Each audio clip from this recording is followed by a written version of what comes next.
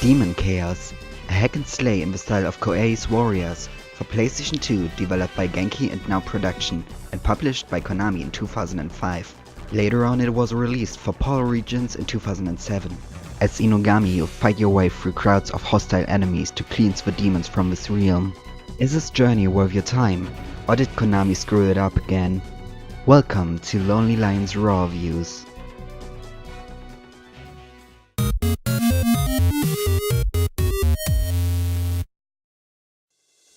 The main plot deals with the history of Japan, but adds a demonic twist. The hatred and anger induced by the war fuel the demon's power. Suwa Myojin, also referred to as Takemi Nakata no Mikoto, can't contain the demons and they break free. As he is the god of war, he puts his faith into the young priestess called Aoi Yasaka. She's turned immortal until the duty is done. Her task is to cleanse the demons from this realm. Suwa Myojin helps her in sending a loyal servant, Inugami.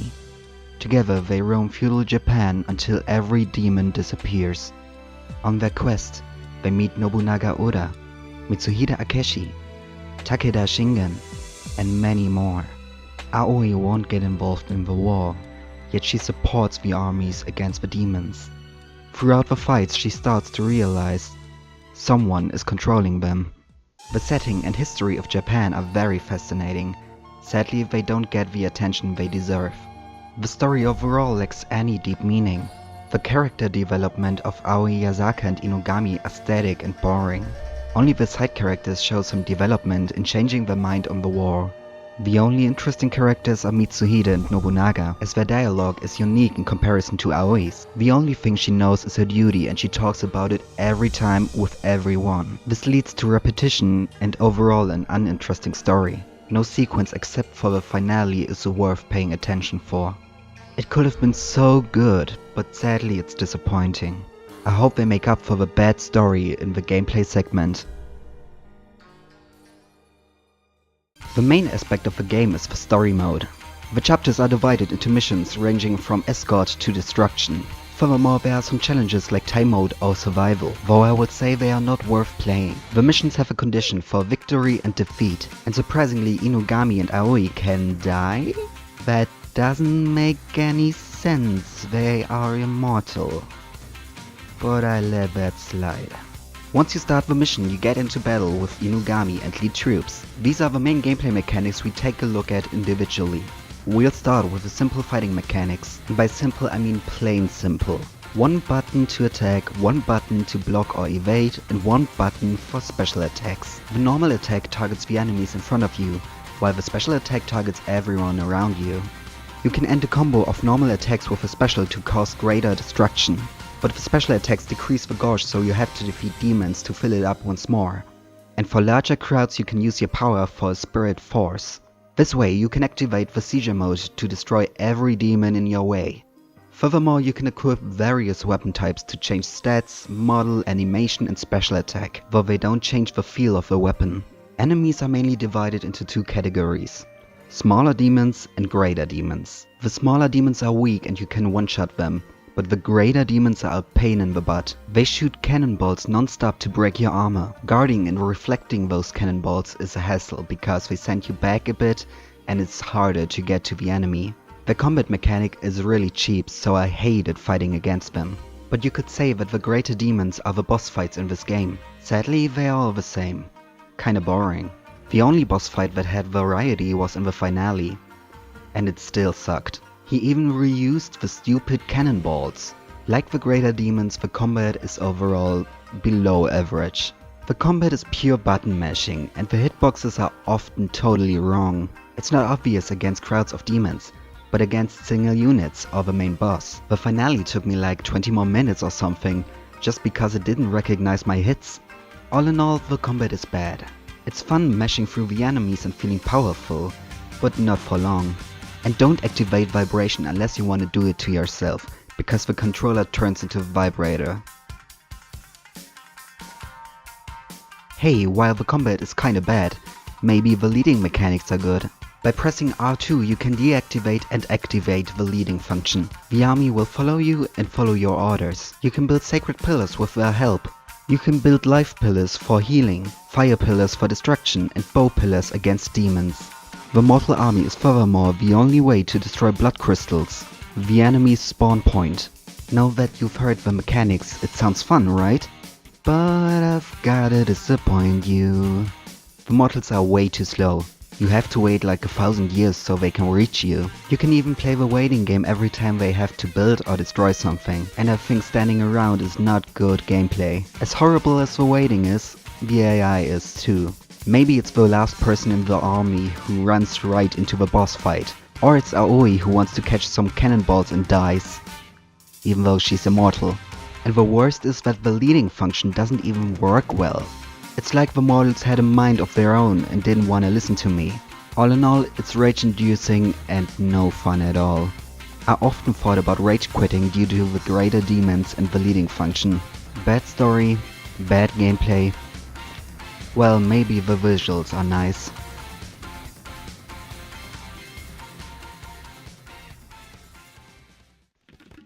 Due to the Japanese touch, the art style is gorgeous.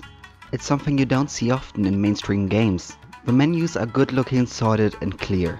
Everything looks good as long as you don't take a closer look at gameplay. So much is going on due to the mortals and demons, so it's really easy to lose track about what's happening. The game could have really improved by decreasing the number of demons on display. They could have used the resources to upgrade the maps as they lack any kind of variety in content. And the few hills that are implemented are nerve-wracking obstacles that Inugami gets stuck on very often. And don't ask me why the kill score is so big, it doesn't make sense. It takes up half the screen, so orientation is made more difficult. And don't get me started on the special effects. Especially the Spirit Force need a seizure warning and are headache-inducing. Too many special effects splattered everywhere increased my discomfort. I couldn't even tell you what's happening by taking a look at the video. While using the Spirit Force I could only use the minimap for orientation, but it's nice that the animations are fluent and good looking. You can tell the difference of smaller demons by the looks, but sadly the greater demons all look the same. They even share that stupid death animation, and every other graphical aspect is kinda average. Luckily most cutscenes are well done, though cutscenes in-game are way below average. Often the mortals and demons just disappear, and sometimes models like blood crystals can just pop up out of nowhere. This aspect could have been done way better even for 2005 standards. The up to 60,000 demons seem to be an obstacle that they couldn't handle. Another aspect of the visuals that I really disliked are the subtitles. As the sound is in Japanese, English subtitles are provided. The translation sometimes seems incorrect though, but we'll take a look at it in the sound segment. Still, the subtitles are phrased very badly. Let's take a look here.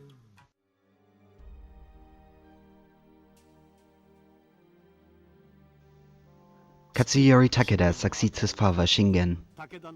With his strong military acumen and charismatic leadership, the Takeda clan continues to expand its landholdings. However, even the mightiest Takeda cavalry prove no match for the western firearms of Nobunaga and Ieyasu, and Katsuyori suffers a devastating loss at the Battle of Nagashino. With his troops in shambles, he flees for Shinano.